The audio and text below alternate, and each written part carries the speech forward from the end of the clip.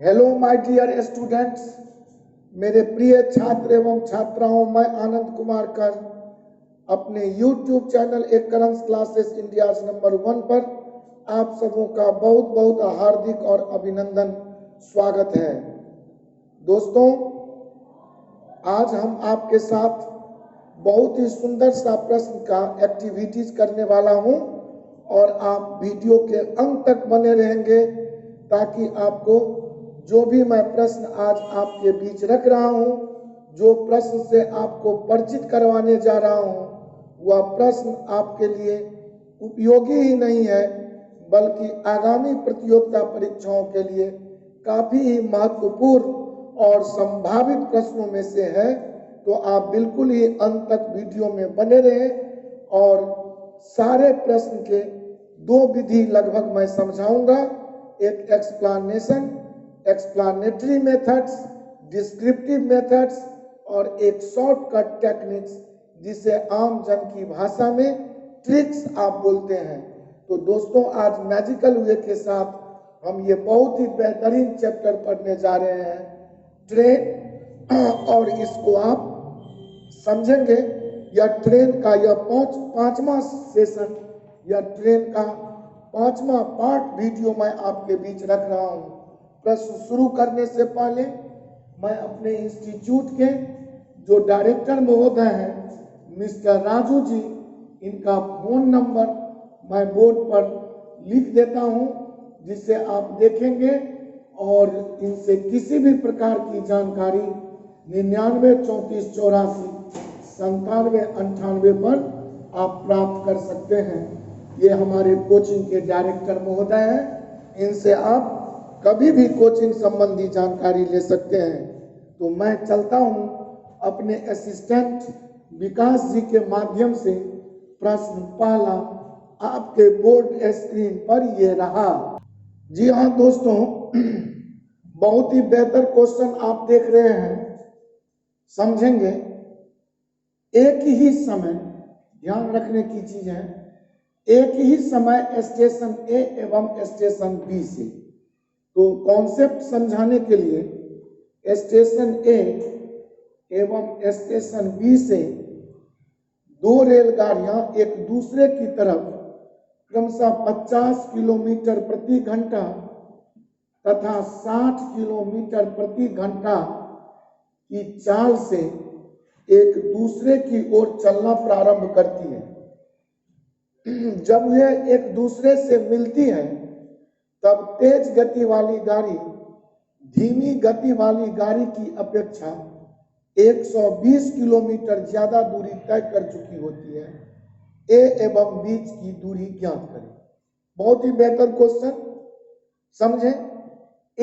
Station ए से एक रेलगाड़ी स्टेशन बी के तरफ 50 किलोमीटर पर घंटा से चलना शुरू की। स्टेशन बी से दूसरी रेलगाड़ी स्टेशन ए के तरफ 60 किलोमीटर पर घंटा से चलना शुरू करी। जब ये दोनों परस्पर मिलती है तो तेज गति वाली गाड़ी, मतलब 60 किलोमीटर पर घंटा वाली गाड़ी, धीमी गति से चलने वाली गाड़ी अर्थात 50 किलोमीटर पर घंटा से चलने वाली गाड़ी से स्वभावतः कुछ दूरी ज्यादा तय करेगी, क्योंकि दोनों तो एक ही समय पर न खुली हैं। और तब कहता है कि ए एवं बीच की दूरी ज्ञात करें। कॉमन सा बात है कि ए जिस समय पर खुलती है ठीक उसी समय पर बी भी खुलती है परस्पर एक दूसरे के तरफ, और इस तरह अगर जो ज्यादा चाल वाली होगी वो कम चाल वाली से ज्यादा दूर चलेगी।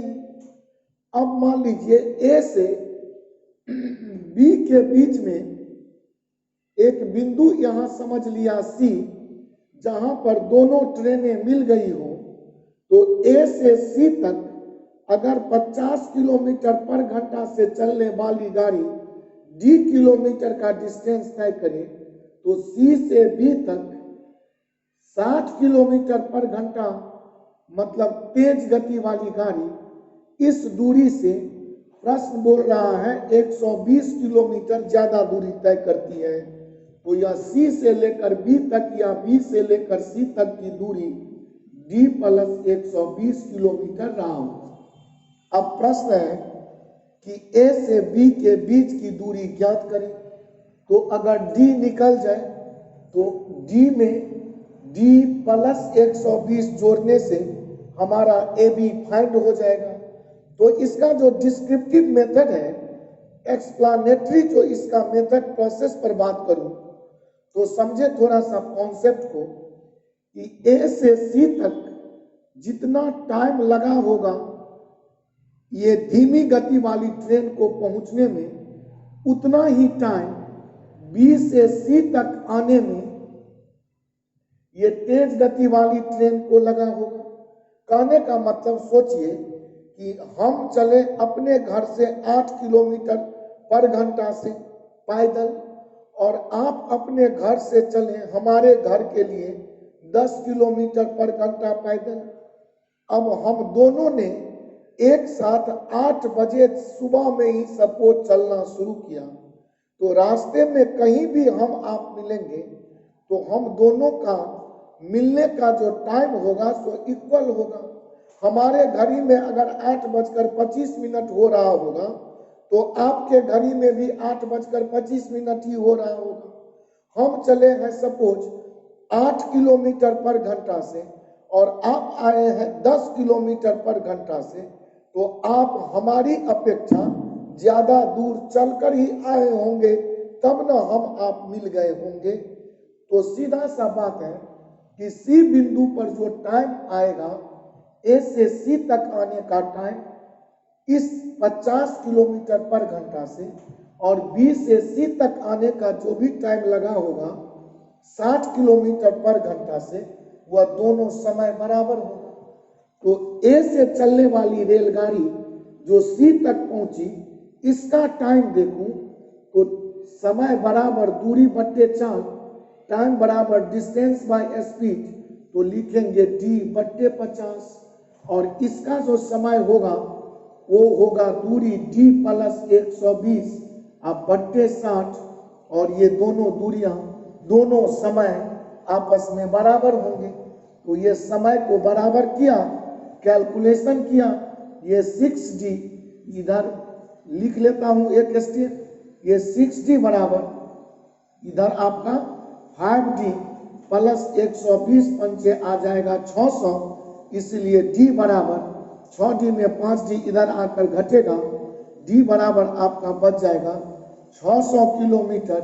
तो D अगर 600 किलोमीटर तो D प्लस 120 का मतलब 720 किलोमीटर और दोनों दूरी को जोड़ दें तो यह आपका 1320 किलोमीटर आ जाएगा, जो आपका आंसर हो जाएगा। और इस तरह दोस्तों आपका यह प्रश्न का सॉल्यूशन इस विधि से आप बिल्कुल कॉन्सेप्ट मेथड से ले सकते हैं। और यहाँ पर एक अगर मैजिकल कॉन्सेप्ट की चर्चा करूं तो धीमी गति वाली ट्रेन की चाल 50 किलोमीटर पर घंटा है, तेज गति वाली ट्रेन की चाल 60 किलोमीटर पर घंटा है और इसका अनुपात अगर लगा दूं तो यह बोलेंगे यह चाल का रेशियो है, जो रेशियो आपका होगा 5:6 और ये चाल का जो रेशियो है वह इसके दूरी के रेशियो के भी बराबर हो जाएगा, क्योंकि चाल बराबर दूरी बट्टे समय और आपका समय दोनों पोजीशन में बराबर है, इसीलिए इसे आप दूरी का भी रेशियो बोल सकते हैं। अब कहिए धीमी गति वाली ट्रेन अगर 5 इकाई चला होगा तो तेज गति वाली ट्रेन 6 इकाई चला होगा, अर्थात 5 से 6 ज्यादा चला है 1, लेकिन ज्यादा चला है 120 किलोमीटर, तो 1 बराबर 120 किलोमीटर आपका आ गया। तो संपूर्ण दूरी आपका यही 5 और 6 का जोड़ न होगा दोनों द्वारा, और 5 और 6 का मतलब होगा 11, और इस तरह अगर 120 को डिनोट करता है या 1 बराबर 120 तो 11 बराबर 11 से 120 का गुना 11 गुने 12 132 अर्थात 1320 किलोमीटर। क्विक एंड फास्ट इस प्रश्न का उत्तर आप इस विधि से परीक्षा में बनाएं तो that is the best technique to save the time in our examination. हमारे परीक्षा के कठिन घड़ी में समय बचत करने का यह एक अनोखा विधि है जिसका प्रयोग करके आप क्विक एंड फास्ट आप प्रश्न का हल सीधा ले सकते हैं और 1320 किलोमीटर आंसर आप इस तरह प्राप्त करेंगे। तो इसमें आपको कॉपी कलम का भी आवश्यकता नहीं होगा और आप मजे से मौखिक भी इस प्रश्न का हल कर सकते हैं।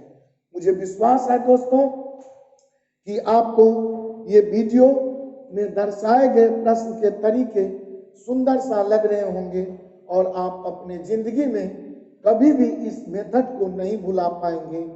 तो मैं अगले प्रश्न की ओर चल रहा हूं। मेरा दूसरा प्रश्न आपके मोबाइल स्क्रीन या बोर्ड पर ये रहा। जी हाँ दोस्तों, अगला प्रश्न आपके बोर्ड के स्क्रीन पर या आपके मोबाइल स्क्रीन पर दिख रहा होगा। बहुत ही बेहतर क्वेश्चन, जस्ट जो पिछला क्वेश्चन पढ़ा था उसी का सुंदर सा रूप इस क्वेश्चन में थोड़ा सा बढ़ा के दिया गया है, जिसे आप गौर करके देखें। प्रश्न क्या है? प्रश्न है कि एक ही समय स्टेशन ए एवं स्टेशन बी से दो रेलगाड़ियां एक दूसरे की तरफ क्रमशः 60 किलोमीटर पर घंटा तथा 45 किलोमीटर पर घंटा की चाल से चलना प्रारंभ करती हैं। जब तक ये मिलेगी तब तक तेज गाड़ी कितनी दूरी तय कर चुकी होगी यदि दोनों स्टेशनों के बीच की दूरी 350 किलोमीटर हो? तो जस्ट अभी जो मैं पढ़ाया था उसमें अगर ये दोनों स्टेशन ए और बी की कुल दूरी अगर मानिए नहीं दिया हुआ है 350 किलोमीटर और ए स्टेशन से चलने वाली की चाल है 60 किलोमीटर पर घंटा और इसका बी से चलने वाली की चाल 45 किलोमीटर पर घंटा, तो तेज गति वाली यही हुआ। तो अगर तेज गति वाली सपोज यहां तक आ जाए और यहां तक आकर के सपोज यहां तक तेज गति वाली आ जाए और ये डिस्टेंस आपका d किलोमीटर हो, तो इस प्रश्न में तो संपूर्ण ए बी का ही ना डिस्टेंस 350 किलोमीटर कुल दूरी रख दिया। तो कुल दूरी अगर 350 में d माइनस कर लो तो b से ये c तक की दूरी आपका 350 माइनस d होगा और इस आधार पर c पर मिलने का टाइम बराबर होगा। तो आप इसे प्रश्न को जस्ट पीछे वाले टेक्निक से बना सकते हैं। जैसे कि आप बना सकते हैं कि ए से चलने वाली जो सी तक का समय है वह समय बराबर दूरी बट्टे 4 और इसका समय 350 माइनस डी बट्टे 45 और इसे हल करके प्रश्न का आंसर आप ला सकते हैं। लेकिन इतना करने की आवश्यकता नहीं है। तेज गाड़ी की चाल है 60, धीमी गति वाली की चाल है 45, तो इसका रेशियो देख लें तो यह 15 चौका 60 या 15 तिया 45। अब देखें कुल दूरी इसमें 350 है, तो कुल दूरी तो 4 और जोड़ 3 या 4 प्लस 3 का मतलब दोस्तों यह 7 इकाई 350 किलोमीटर, तो 1 बराबर 50 किलोमीटर। तो तेज रफ्तार वाली की दूरी अगर निकालना हो तो यह 4 ही है। स्लोअर ट्रेन का तो दूरी 3 इकाई होगा, तो 1 बराबर 50, तो 4 बराबर 4 गुने 50 का माने 200 किलोमीटर आपका आंसर आ जाएगा। अगर आप इसे भी इधर हल कर लिया होता तो यहाँ भी आप देख सकते हैं कि 15 चौका 60, 15 तिया 45, इधर आपका आ गया 3D, इधर आ जाएगा आपका 4 का 35, 350 से गुना अगर करूं तो दोस्तों 4 सत्ते 1400, तो ये आपका आ जाएगा 1400 और 4 का d से गुना माइनस 4d, 4d इधर आकर 3d में जुट जाएगा तो यह 7d बराबर 1400, तो d बराबर 7 से इसे काट लेंगे तो आपका 200 किलोमीटर। इस तरीके से भी आंसर आप प्राप्त कर सकते थे। लेकिन मेरा जहां तक मानना है आपका परीक्षा का जो कठिन घड़ी होता है उस कठिन घड़ी में इस तरीकों को अगर अपना लिया जाए तो ऐसे प्रश्नों का हल आप क्विक एंड फास्ट बहुत ही तीव्रतर स्टाइल से दे सकते हैं और इस तरह आप समय की बचत करते हुए प्रश्न पढ़ दूंगा तो उत्तर कह दूंगा।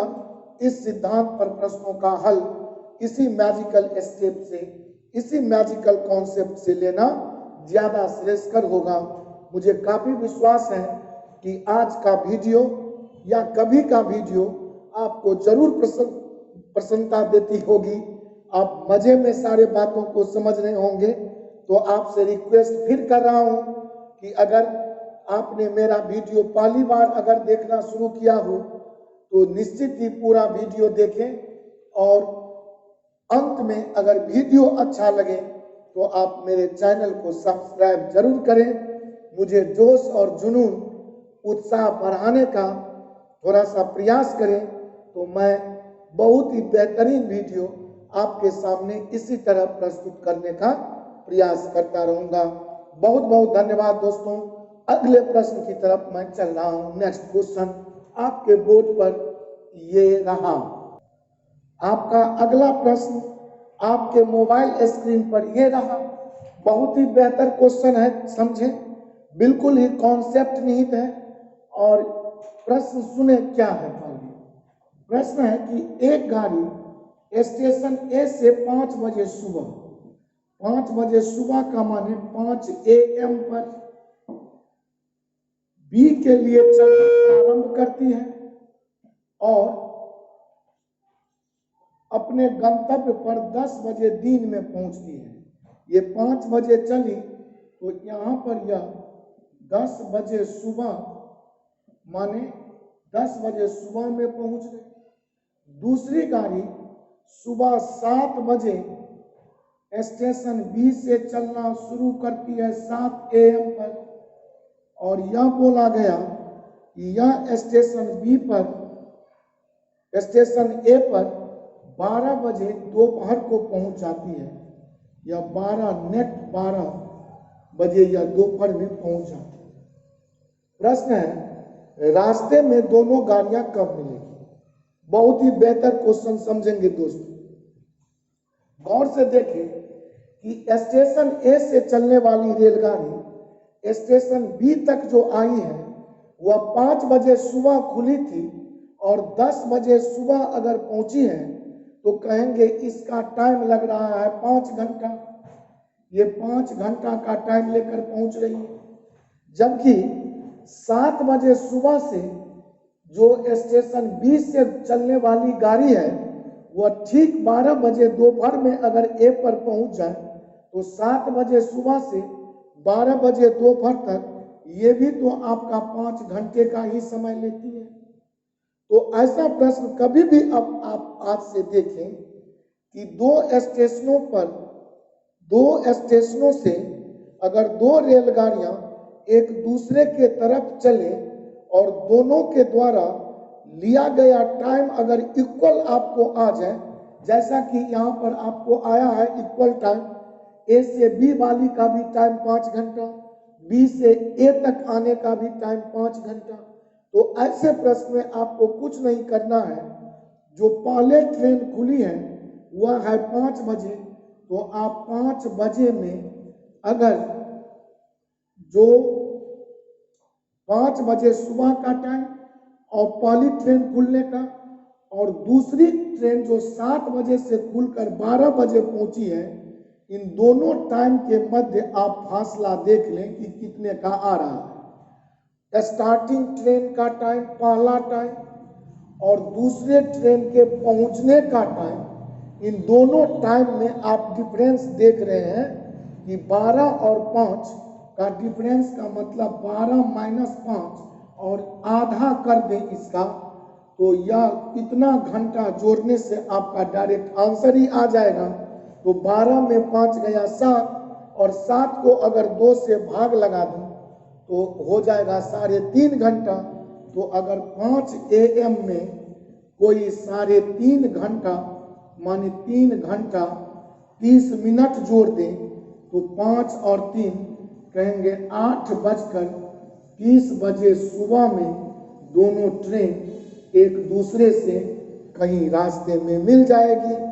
और मुझे विश्वास है कि इस प्रश्न को बनाने का यह तरीका आपको पसंद आया होगा। ऐसा टेक्निक हम तब लगाते हैं जब दोनों ट्रेनों के द्वारा लिया गया अपने अपने गंतव्य तक पहुंचने में इक्वल या समान या बराबर होता है। तो इस तरह आप प्रश्नों का हल बहुत ही जल्दी क्विक एंड फास्ट कर सकते हैं।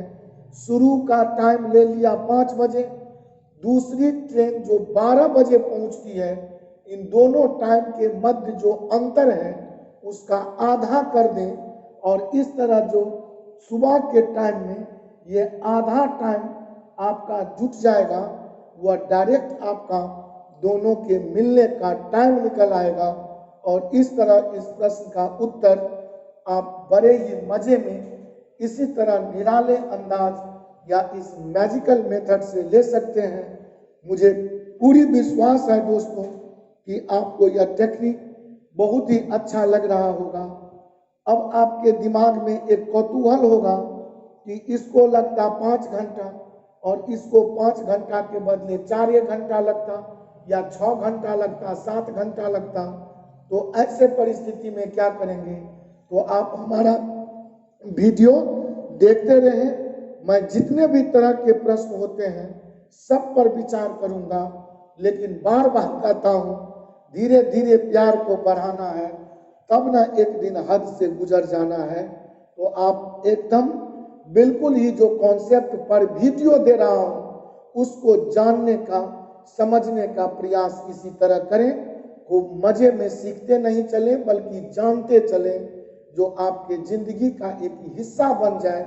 और इस तरह जो चीज जिंदगी का हिस्सा बन जाता है उसे ही हम कॉन्सेप्ट बोलते हैं। और इस कॉन्सेप्ट से आप आगे बढ़ते रहें, मजे में प्रश्न बढ़ाते रहें। मैं नेक्स्ट क्वेश्चन की ओर चल रहा हूं और आपका नेक्स्ट क्वेश्चन आपके मोबाइल स्क्रीन पर ये रहा। जी हाँ दोस्तों, next question and this is the last question of today's video.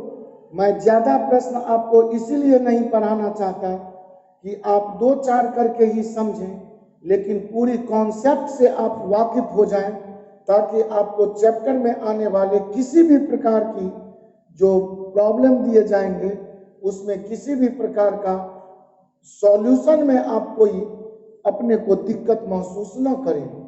प्रश्न है, जब एक व्यक्ति स्टेशन ए से बी तक पैदल जाता है और पुनः साइकिल से वापस आता है, तब उसे 20 घंटे का समय लगता है। यदि वह दोनों तरफ की यात्रा साइकिल से करता है तो 6 घंटे का समय लगता है। बताएं उसे पैदल जाने और वापस पैदल आने में कितना समय लगेगा। तो आपको कुछ भी नहीं करना है, यह जनरल टाइम एंड डिस्टेंस से लिया गया प्रश्न है।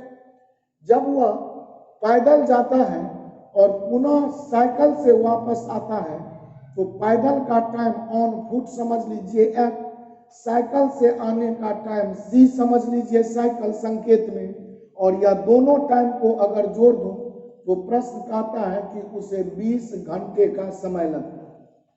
यदि वह दोनों तरफ की यात्रा साइकिल से करता है तो जाए भी साइकिल से आए भी साइकिल से, तब उसे 6 घंटे का समय लगता है। स्वाभाविक बात है, कम समय लगेगा। पैदल जाना, साइकिल से आना 20 घंटा, और साइकिल से ही जाना और साइकिल से ही आना तो 20 घंटे से कम लगना स्वाभाविक है। तो अब कहेंगे साइकिल जोड़ साइकिल माने 2 साइकिल बराबर 6 घंटा।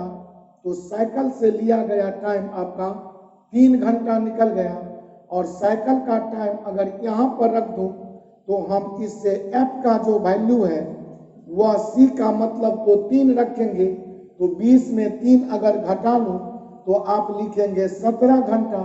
और कहता है कि अगर वह साइकिल से ही ऑन फुट लग जाएगा 17 घंटा। अब तब बताना है कि पैदल जाना और पैदल आना, अर्थात जाएगा भी ऑन फुट आएगा भी ऑन फुट, तो यह 17 घंटा का डबल टाइम लग जाएगा। जाने में भी 17 घंटा आने में भी 17 घंटा, तो 17 दूनी 34 घंटा का टाइम वो ले लेगा। और इस तरह इस टाइप का प्रश्न बहुत बार परीक्षा में देखने को मिले हैं। तो मैं उन्हीं प्रश्नों पर आपके साथ एक्टिविटी करता हूं जो प्रश्न हमारे परीक्षाओं में लगातार बराबर पूछे गए हैं अथवा उनके पूछे जाने की संभावना है। गया था पैदल, आया साइकिल से, दोनों टाइम का जोड़ 20 घंटा, जाएगा साइकिल से, आएगा भी साइकिल से, टोटल टाइम 6 घंटा, डबल साइकिल बराबर 6, सिंगल साइकिल 6, 2C बराबर 6, तो सिंगल साइकिल 3, सिंगल साइकिल का 3 घंटा मान यहाँ रख दिया। F का मतलब 20 में से 3 घटाया 17 घंटा, अर्थात ऑन फुट टाइम 17 घंटा, जाने का और आने का भी ऑन फुट टाइम आपका 17 घंटा, 17 दूनी 34 घंटा। और इस तरह इस प्रश्न का हल बहुत मजे में ले लिया। दोस्तों, मुझे पूरी उम्मीद और विश्वास है कि आपको यह वीडियो निश्चित ही पसंद आया होगा। अगर पसंद आए तो आप लाइक कमेंट करना नहीं भूलेंगे। अगर आपने अभी तक मेरा चैनल सब्सक्राइब न किया हो तो आपसे गुजारिश है कि मेरा चैनल सब्सक्राइब कर लें। आज की मुलाकात के लिए बहुत बहुत धन्यवाद। फिर अगले वीडियो में बहुत ही सुंदर सा प्रश्नों के साथ आपके बीच उपस्थित रहूंगा। आज के लिए अलविदा। Thank you so much. Tata, bye bye, thank you.